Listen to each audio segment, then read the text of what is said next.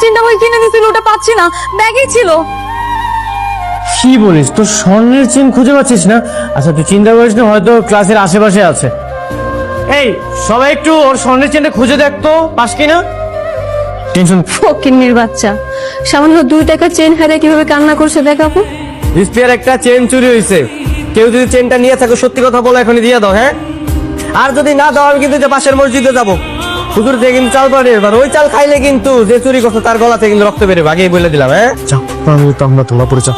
আরে বেটা, আমি তো মজা করতেছি, চাপড় আনবো না, এমনি বুঝলো ভয় যাইতেছি।